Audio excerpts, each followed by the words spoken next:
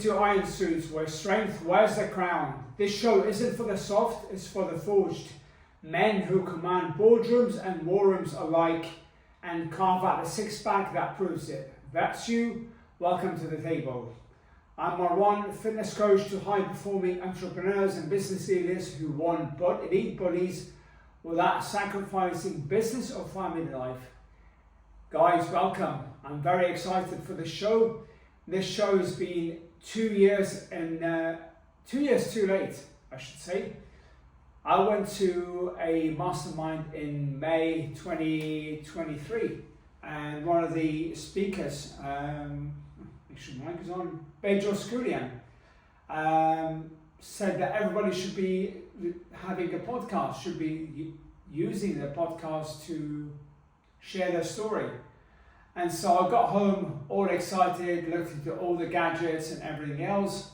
And for whatever reason, it took me 2 years to start this podcast. So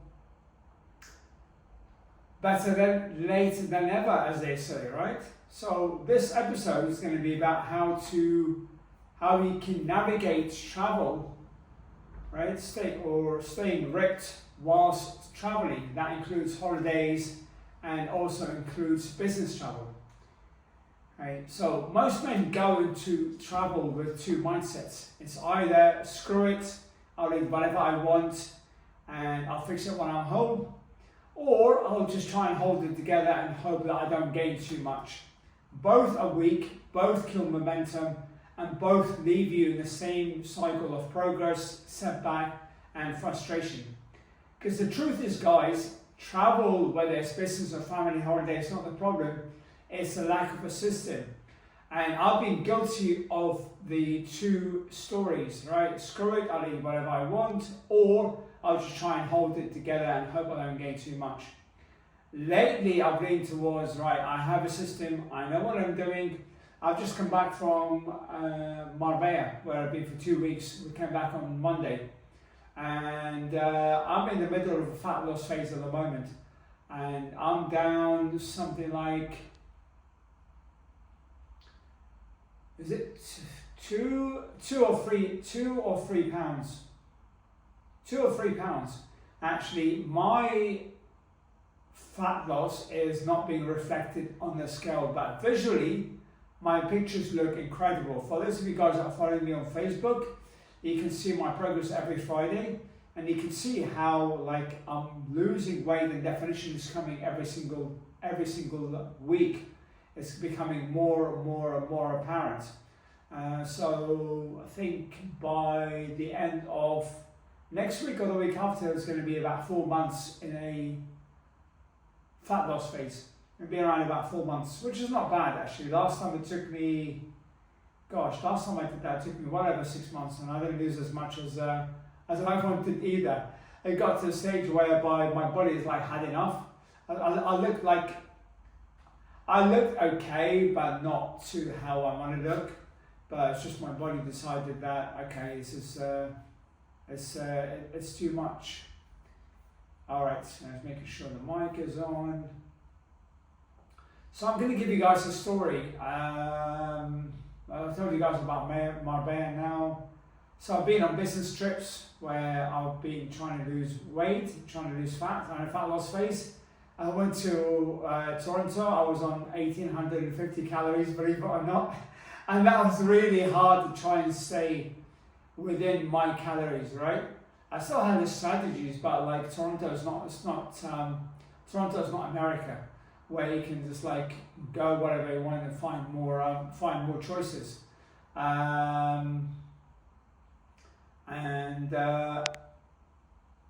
I've been on holidays. One of the times I went to Marbella, I had a double T-bone steak. I think it was 18 ounces. So 2 9-ounce T-bone steaks, I believe, or it might have been 2 18-ounce steaks. I was a greedy fuck back in the day, so I'm not 100% sure. Anyway, that night I had to call an emergency doctor out because I was coughing blood. Sorry, not coughing blood, I was vomiting blood. Correction there. Because of the force of the vomit, I was vomiting blood. And you know, I thought there might be something real serious going on with me. It turned out it was just because of the intensity, right? Man, it started to cough up, not cough up, started to spill blood. So I said to myself, that's from that time, this is the only time that this is the last time that I'm going to be like this, because like, what's the point, right? I've been to buffets, all inclusive. Has anybody here gone to all inclusive in Cancun, right? Where you have like a choice of like maybe 10 plus restaurants. Been to Dubai, where you have the best sort of food that you can pick, right? And the hotels. Like Cancun is all inclusive, so you basically lounge by the pool or by the beach, and you just order margarita on the rocks, or you know, just order food after food after food, even though you're not really hungry, but you're like, oh, you know, I paid for it, so I might as well. I've been that guy too, and I come back like a fucking whale, or more like a 9-month pregnant woman with twins in her tummy, right? And so, like, you know, when you come back, the reality sort of hits where you avoid your own reflection in the mirror. Right? You shower and you're like, oh, I don't like what I look. And so the days go on, and like, when you shower, you go straight in the shower and avoid the mirror. And when you come out, you sort of go subconsciously, like, go to the side of the mirror so you don't see your whole body, or you make sure that it's fully steamed up. Right, we'll start with you showering with hot water so that the mirror is really steamed up. And yeah, I shower with cold water actually. So that's why I said hot water. Okay, so this is a lesson learned. Let me tell you guys about a trip as well. What was it? Actually, no, we're giving you 2 stories, that's enough. So the anchor rule is, number 1, in non-negotiables travel with you. So steps, protein, and are non-negotiables, and hydration. Right, water, you want to get about 3 liters a day, if not 4. Preferably sparkling water, because it's going to hydrate you more. I feel that normal water just doesn't hydrate you, especially when you go into a hot country. It just doesn't hydrate you at all. Steps, so talk between meetings. If you're on calls, then make sure you're sort of walking and taking calls. There's no excuses there. Protein you've got to keep very high, because protein is going to keep muscle on your body, and protein is going to also, it's the most thermogenic macronutrients. I mean, thermogenic means it burns the most amount of calories. Like 30% of the calories that you eat are lost in digestion from protein. So you can eat a lot of protein and you won't put on fat. It's pretty much impossible to put on fat from protein. And also keeps you satiated, it keeps you full. Right, so steps, again we said 10k steps. If you're on holiday, then 1 walk a day, which is exactly what I did in Marbella.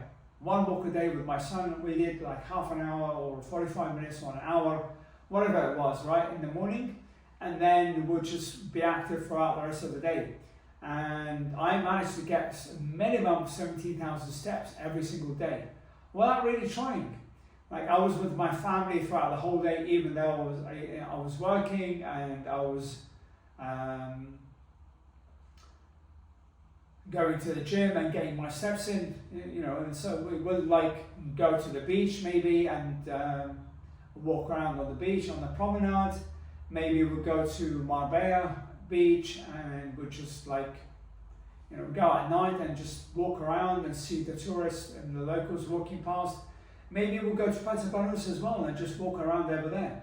Just really being active throughout the whole day.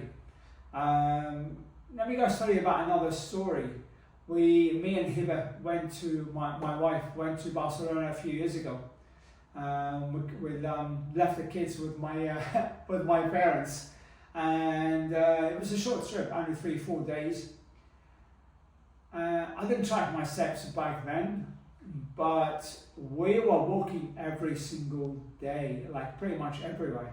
we're staying up in the by the Camp Nou, by the Barcelona's football stadium, somewhere near there, and we walked all the way to La Ramblas, which is the area where all the tourists go, with the beach and sort of the shops and everything else. And I think it must have taken us like an hour. And bearing in mind, I was like in the summer heat, it was boiling hot. And we still walked and managed to pick up a few souvenirs and see the area around and stuff, which you don't normally get to do if you are in the car, right? You don't get to see. So, move like a local. You see local people, like especially Europe. Go to Marbella, if you go to London, a lot of people walk around. But sometimes, a lot of the times, you have to take the underground because some stuff like one area is sort of, you can't walk in because there's like a dual carriageway separates the area, so there's no walking place. You have to go by underground and go to the other side. Lisbon, where else is that? Greece, people walk over there. Italy, people walk over there as well. Wherever we go, we just generally just walk. I went to, when I was in Houston for a mastermind, I still got well over 10,000 steps. If everybody's sort of going home after dinner, going back to the hotel rooms, I'd go out and just walk. I'd walk at lunchtime to get my steps in. My room was, funny, I'll tell you a funny story. My room was on the 12th floor. And because I had such a huge storm one of the days we were there, the lifts and the electricity went down, so the lifts weren't working. So I had to climb up to the 12th floor on the stairs. And there's this poor guy who checked into the hotel with huge luggage. We were staying at the Marriott, I can't remember which one. I believe his room was on the 21st floor. And he had to carry his suitcases up with him. The poor guy wasn't, let's just put it this way, he wasn't in good shape. And he had to carry his suitcases up with him to the 21st floor. That must have been a big, big challenge. So I just kept making any excuse to get up and down, up and down, up and down, and get at least 10,000 steps in, which I managed to do. And by the way, in America, it's very easy to get 10,000 steps. Like, you should be aiming for 20,000 steps. I get 17k steps in the UK, and you should see, we have small houses, small roads, small shops. Everything is small, right? So it makes it harder to get to your steps. Okay, we've talked about hydration. Let's talk about the fats, right? So you want to keep your fats low early on so that your evening meals are more flexible. So when we were out in Marbella, we went to a burger place called Broderick, one of the, I don't remember the name exactly. Broderick, might have been Broderick. Anyway, it's a burger place. So that's going to lead on to the next point.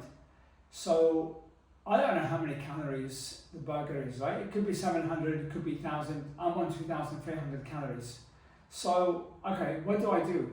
Keep protein high in the daytime, keep the fats really low. That doesn't mean avoid them at all, right? But keep them very low. So then in the evening, you've got more of a buffer. Every gram of carb and protein is 4 calories. Fats are 9 calories, so basically double. Okay, so point number 2 is track without obsession. So track breakfast, lunch, and snacks accurately if you have snacks. So I track breakfast and I track lunch. And then what evening meals, just basically estimate. Like I said, it could be 1,000, it could be 700, I don't know. Precision is not the goal, control is, right? So it might have gone over it maybe by 100, it might have been under by 500. But the main point is that I have that insurance at the end of the day. So if I want to have a burger and I have ice cream, and have burger and ice cream. That doesn't mean that I have it every single day. It just means that when I want to have it, I'm going to have it. If I don't want to have it, I don't want to have it, right? But I've got control. Right? I can say no if I want to. It's not because I can't eat it, it's because I don't want to eat it. See the difference, right? Nobody's sort of holding your hands, like chaining your hands and say you can't eat the burger. It comes from choice. You know, and there's plenty of nice restaurants around Marbella that you can eat without having to resort to eating junk. You know, there was, you know, we wanted to have pizza one night. The Puente Romana Hotel had opened up a new place where they have like pizza. And we wanted to go there. I should tell you a funny story. I was speaking to my solicitor. I saw him whilst I was over there. And he was telling me that to book a table at the Puente Romano is $1,500, 1,500 euros, just book a table. And that's without the food itself. Sounds like, you know what?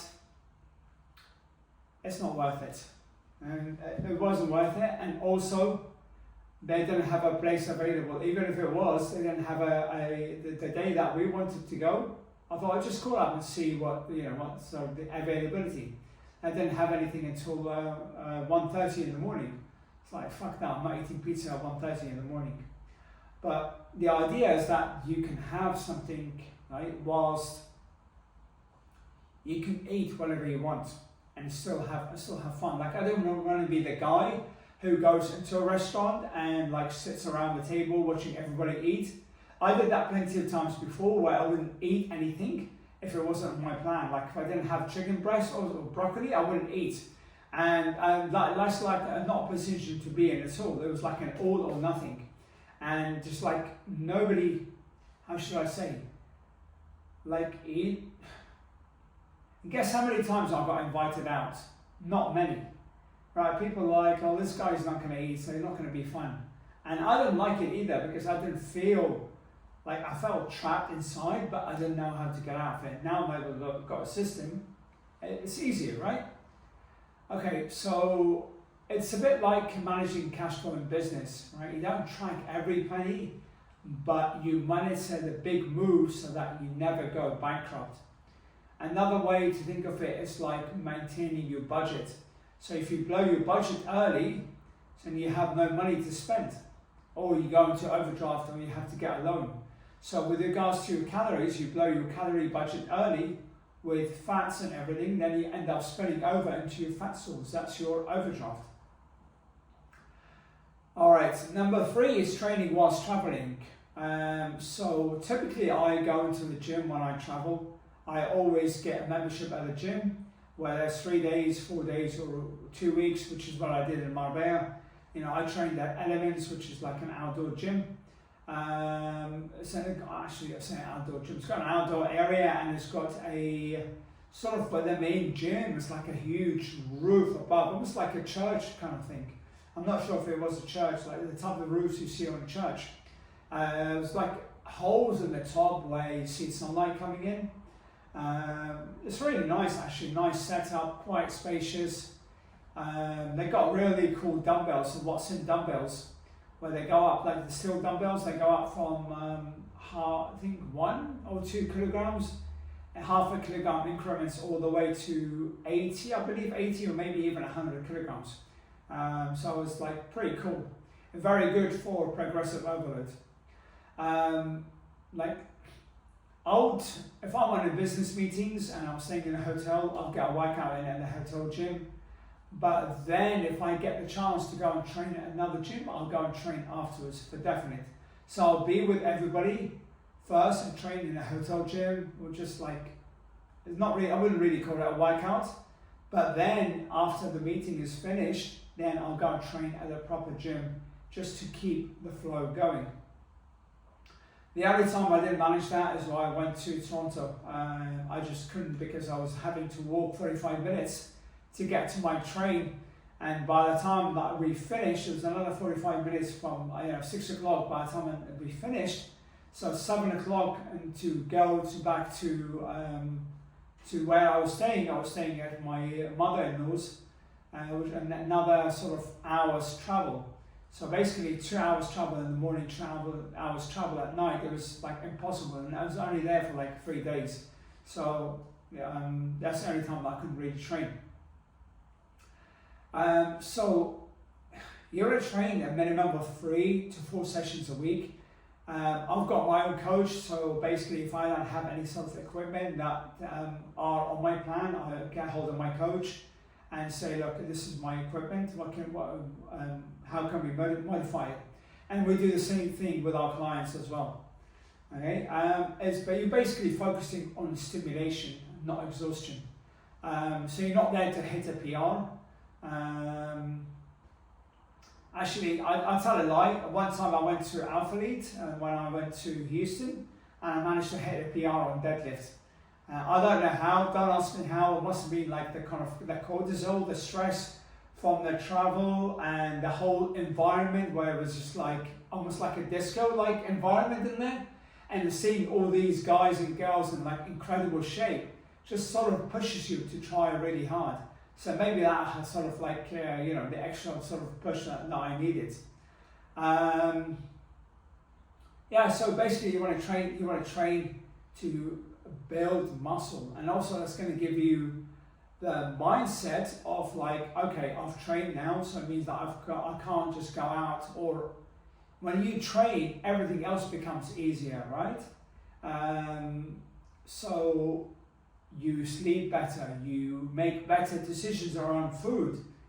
So I remember when I travel to the US, the first thing that I do is drop my bags if I'm staying in a hotel or Airbnb or whatever, and go and work out, because that's the quickest thing to get your body back on track, to get your body clock back.